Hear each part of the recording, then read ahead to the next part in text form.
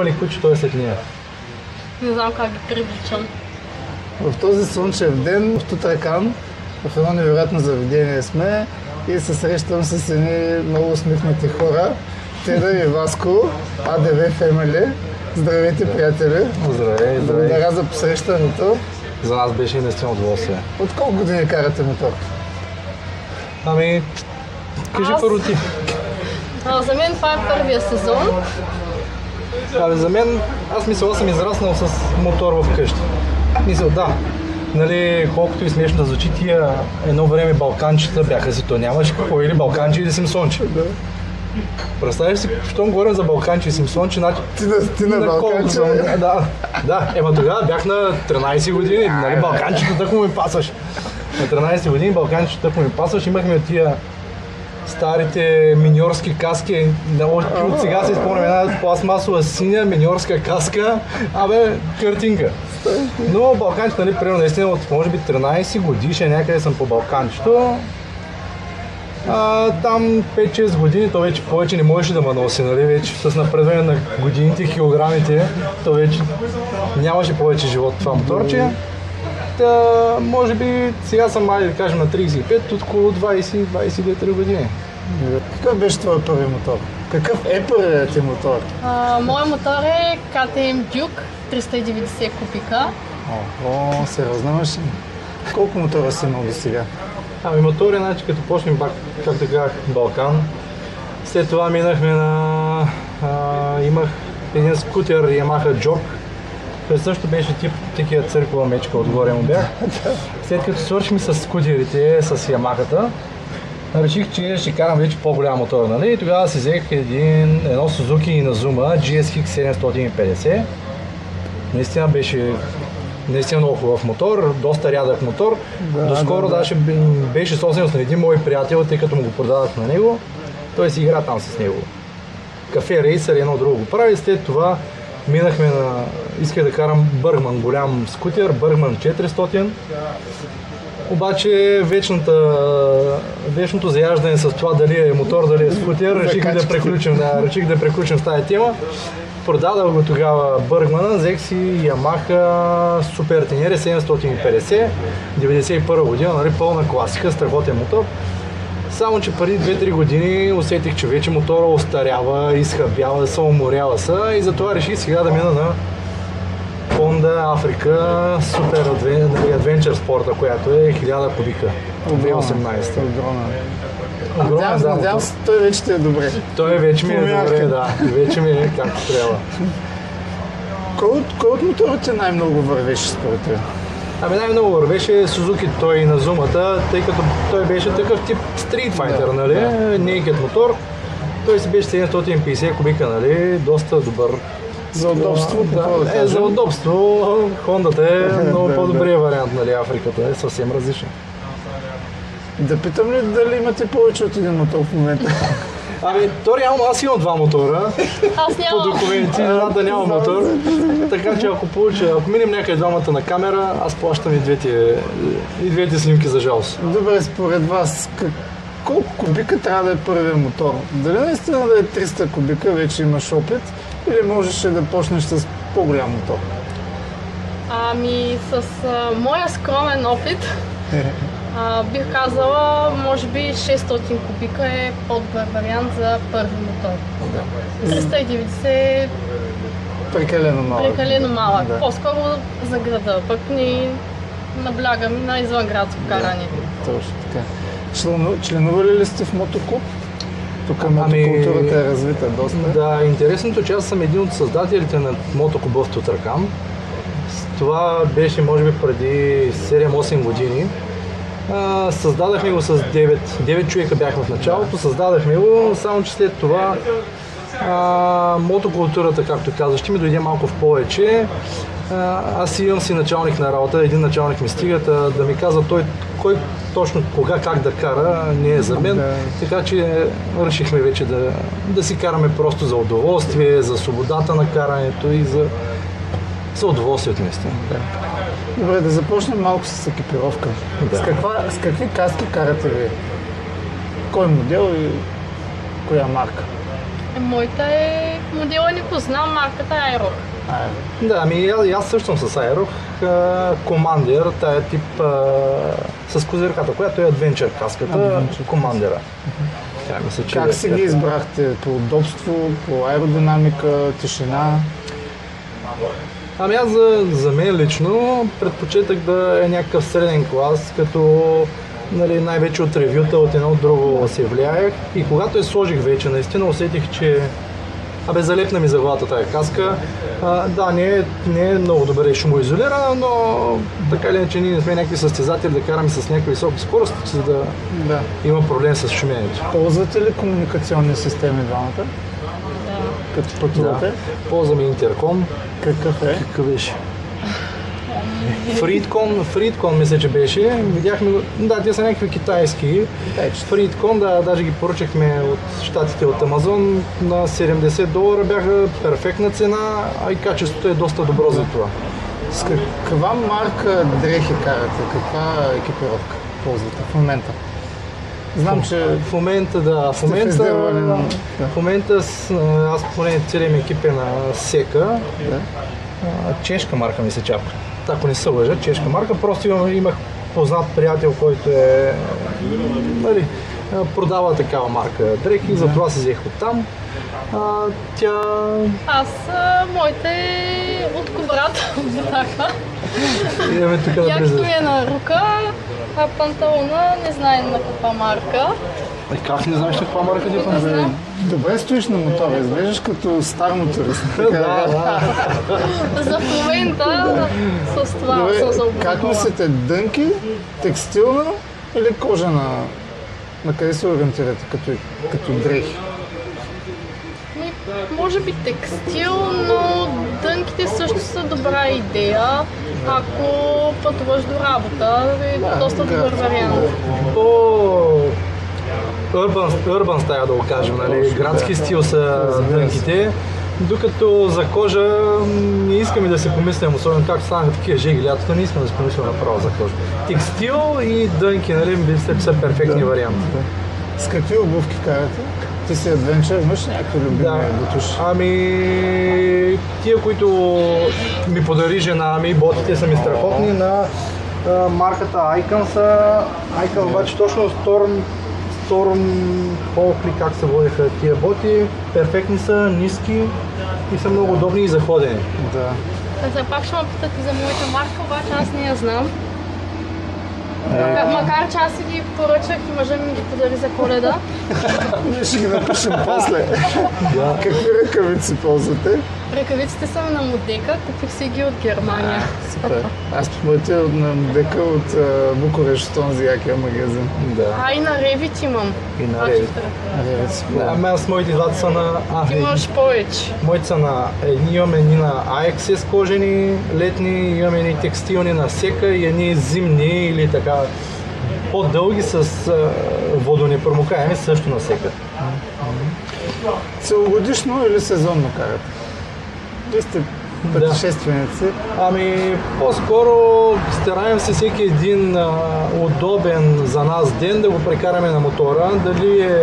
Дали е 30 градуса или 10 градуса или 5 градуса, няма никакво значение, стига да има желание и време и да ти е готино да караш мотора. Имате ли екипировка за различните сезони или все още се събирате? Не. Не. По-скоро тя има доста екипировка. Аз имам един костюм, тя между другото от една година кара, обаче пък има 4-5 якита. Той знае за 4-5 якита. Добре. Между другото, жена ми се качва. Да ми кажа нещо, да ме разкрие. После има 6 пъти на мотора, а има 4 якита вече за мотора, 3 панталона и 2 чифта боти. Да е готова, знаеш пък. Седмия път, като дойде, са готова. Имате ли тунинг по моторите? Са генерации, окачвания, робари? Ами, моторът е в смисъл така, както сме ги купили. Те така ли, че не са честнови мотори, нали? Те са second hand. При нея има генерация на Storm, мисля, че беше генерацията, то мисля, че даже го чу това пукане по пътя. Това пукане по пътя. А при мен единствено, което като го купувах мотора е генерация на Карапуш, на цяла генерация, не е само прем. Хубав звук имаме. Да. Регионално препоръка за инструктор за курс за А категория, в случая Русе трябва да. Да, в Русе, да, защото аз мой в Силистра от толкова години вече не го помня. Автошкола Николови. Полигона е на метро, много удобно. Да. Там хубавото е, че когато искаш моторите са там, полигона е там, отиваш, взимаш ключа и караш колкото искаш, когато искаш. Не да трябва да нареждаш те първа конуси и после да прибираш. Да, браво, точно такова нещо мисля да направим във Варна, не като при нас да с бариери и така. Вземали ли сте уроци с професионален учител извън курса за категория? Не. Той беше моят професионален учител. Да. Добре. Кое е по-важно според вас за новите колеги? Да управляваш машината в града или да караш състезателно на писта? Кое от уменията е по-важно за новите? Ами, според мен да можеш да управляваш града. Добре. За писта, в смисъл нашите българските пътища, мисля, че го преживяхме този период да караме пистови мотори. Тук, нали, имаше преди години само пистови мотори, сега вече надживяхме нещата на Adventure, се качваме на Street Fighter и на тия, в смисъл, некият моторите, които са много по-удобни и подходящи за нашите пътища. И за в града особено. Добре. За контрауправлението говорихме. За контраболен, да. Така се управлява мотори. Така или иначе. И това е според вас, след като имате такава настройка за по-скоро умерено каране, да се стремим да се накланяме колкото може повече, да затваряме гумите в завоите, да използваме контрауправлението или да караме неутрално? Аз си карам неутрално, защото нямам никакъв опит, така че... За мен всичко е субективно. Това на какво ниво си стигнал, трябва да си правиш сметка на какво ниво си стигнал, как на тебе ти е удобно да караш, а не да слушаш някой как трябва да караш и как трябва да направиш. За какво използвате мотора основно? За предвиждане в града, по работа или за извънградско каране или и за двете? Аз и за двете. Аз по-скоро за извънградско каране, стремим се, нали, по-големичък е. Да, по-големичък е, по-труден, пък и мисля, ние го ползваме за борбата с бърнаута, с борбата с стреса, за това е. Имате ли мантра или ритуал преди да тръгнете с моторите? Али, кажи се. То по принцип преди винаги е, сега слагаме каската тук, така, ушите, тук. Ама ние хората тръгваме в група. Те са на 10 км вече, ние още се наместваме тук от каската. Добре, ти нямаш дълга коса и не знаеш колко е гадно да ти влиза в очите. Добре, може би е това. Трябва да се наместя косата и да не ми в очите. Това са женски ритуали. Но иначе за самия мотор, за тръгването с мотора. Някакви тайни знаци, някакви такива неща ваши са. Не, по-скоро не. Нямаме, нали, освен прегледа на състоянието на мотора, това ще е вече технически преглед. Да. Като какви задачи се определяте? Тогава рисков, умерен, предпазлив или внимателен? Предпазлив. Да, по-скоро умерени. Ние, и това е нашата цел.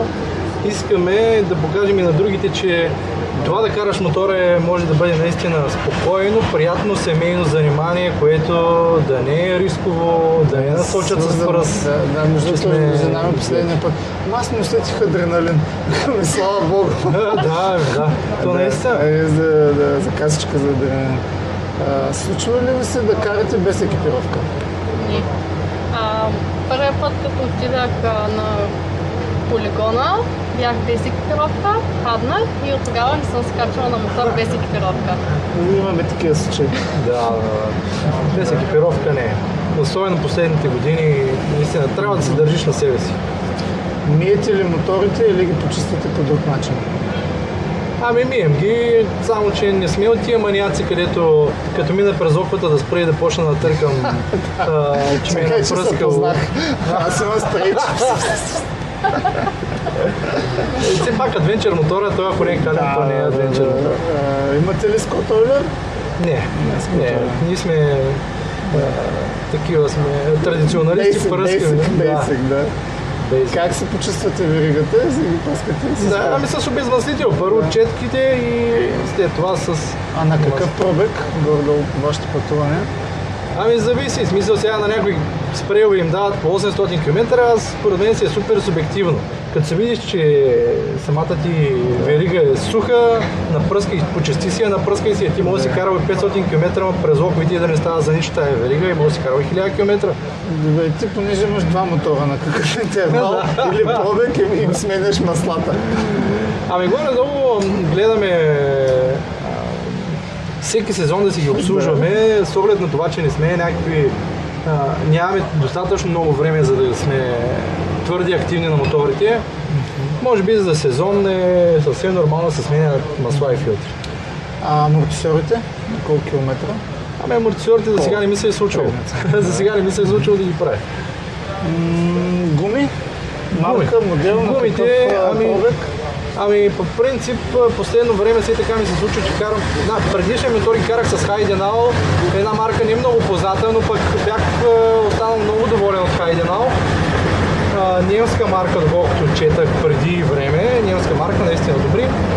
И сега съм с Metzeler Caro Street, мисля, че са перфектен вариант за адвенчър мотор. 70 на 30, нещо такова се. Куфари? Куфари, да. Модел сте куфари? Сега съм с Shat 59 Hicks, тия, които са разтегателните куфари, топ касата, която е разтегателната и наистина много удобна. В 3 позиции се разтяга супер. Двете ни каски се събират вътре. Ти си облагодетелствен, имаш куфар. Да. За някой раничка не си ли си харесала някаква такава към гардероба? Бях си поръчала от XL Moto. Нали, целта ми беше да мога да слагам лаптопа вътре и да ходя за работа с нея, но като една жена аз имам много неща и тя не ми е достатъчна. Ще препоръчам после. Имате ли аптечка? Да, задължително в мотора има аптечка. Комплект инструменти? Имаме инструменти, само че аз сега, като ми задаваш въпроса, ми светва лампата, че имам комплект инструменти, само че за безкамерни гуми. Аз вече съм на камерни гуми и някъде долу да не ми се случва да остана на пътя. Тоест комплект за лепене на гуми имаш, да го подмениш. Да. А иначе инструмент като несесер инструмент? Да. Имам несесер с инструменти, да. Ти като за този сезон какъв пробег имаш вече? Аз сигурно вече имам 600 км. Не, чакай, що? Що 600? Повече са, да. Имаш около 1000 км вече. Да. И така, големия въпрос, който задавам на другите приятели. Жена ти за или против неговото хоби си? Аз съм за, стига да ни ходи някъде по мъжки, да не може да ме вземе и мене. Да. Тя до преди година имах така мъжко време, сега вече нямам никакво мъжко време. Не знам дали е добре. Вече сме в family time. Да. Какви са ли сега пътешествията като разстояние? Ами горе-долу, тъй като нейният мотор е още не е така пригоден за дълги разстояния, може би в рамките на около 300 км в посока, до там се спираме. Кой е най-тежкият път в вашата област? Кой е най-тежкият преход, който сте правили? Най-тежкият преход беше преди една седмица, когато ходихме на мотосъбор в Румъния, в Мангалия. По прогноза трябваше да започне да вали към 2 часа в Мангалия. Тръгнахме от тук. Бях мокра цялата, отгоре долу. Да, това беше първия дъжд на кръщенето. Първия по-дълъг преход, първия дъжд беше тежко за мен. Кой е любимия ви? Коя е любимата дестинация в вашия район? Около Тутракан, Русия? Не знам, те са почти навсякъде не е готино, но най-вече в Русе ходим, в смисъл до толкова да избягаме след работа, да отидем да пием по кафе, а вече за по-дълги разстояния, нали, мотокампа в Идилио е страхотно място, препоръчвам го на всички. Много обичаме да ходим на къмпинга, на Капилонския манастир. Там е наистина много приятна дестинация. Карали ли сте Трансфагарашан, сте увил някой от Не сме, аз съм наумила август месец да отидем до там, ако се чувствам готова. Докъде до там? Той пита и за Стелвио. Да, до Трансфагарашан. Трансфагарашан ви е тук махла. Да. С този мотор ни. То ви е махла с следващия. Да. Използвате ли навигационна система? Ами навигационна система, да. Ползваме, доколкото мисъл спираш. Аз съм на този тип, на тази тема, че за да карам адвенчър мотор, аз трябва да се загубя по един или друг начин. Да, спирам, поглеждам телефона, малко изтърва пресечката. Телефона нямаш си някаква навигация. Ами смисъл, имаме един Garmin Montana вкъщи, ама така ли, че не съм намерил още така да го закрепя за формилото. И още един такъв знаков въпрос. Мотора за вас хоби, страст или етап от живота е? Ами, може би в момента е етап от живота, който те първа навлизаме, да. Да, значи много искаме да се развием в тази тема. Искаме да, колкото се може повече време да имаме, да обикаляме с мотора, да си правим, да виждаме непознатите места. И това е, което искам да направим. Наистина, може би етап от живота, който ще развиваме все повече и повече. Дано да имаме време и възможности. Да, и аз се надявам да имаме и възможност заедно да покараме. Както казвам, аз мотора ще ви отведе на места, на които нито една кола не може да ви отведе. Да, и то с такива емоции, които не мога да ви продължи колата със сигурност. Да. Ти вече каза, че си падала с мотора. Ти падал ли си с мотор? Ами с мотор, с такъв голям мотор, за сега не съм падал. Имам един удар с кола, само че пък не можах да падна. Щупихме огледалото в един завой, колата изтърва завоя, аз взех огледалото и всичко, но явно някой е гледал отгоре и ме е спасил да не падна. Моторок събитие, събор, което би препоръчал да някой от новите колеги да посети. Ами, както виждате, тениската ми Final Edition в Румъния, това е за мен мотосъбора, който е наистина, или поне беше, мотосъбора, който е наистина културен, там няма такива прекъсвачи и няма тая селения, бих казал, която искам да избягвам от тия събори. Той е много мащабен, той е международен. Международен, да, наистина има страшно много клубове от Германия, от Румъния, от България, страшно много. Да започнем от дамата. Твоя съвет към начинаещите колежки, мотористки? Ами, моят съвет е да се кара бавно и когато не си уверена, просто да пуснеш газта и да вземеш завоя по-внимателно. Моят съвет е? И твоя съвет сега?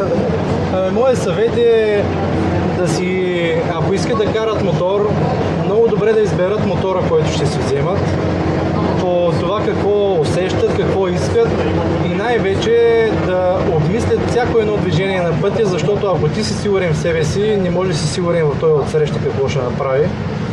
Наистина просто трябва да мислиш за двама, когато си на мотор. Благодаря за запознанството, благодаря за посрещането. Нося ви едни подаръци от Rider Denim. Другия път да си карате с тях. Окей, супер. Ето, заповядай. Благодаря. Надявам се да стане, обаче ако не ще ме върнеш обратно. Добре, ще пратя няма проблем. 3XL. Няма проблем. Вярвам, че ще се вмъкнем в нея. Пък тя нали е модерн да е по-подял.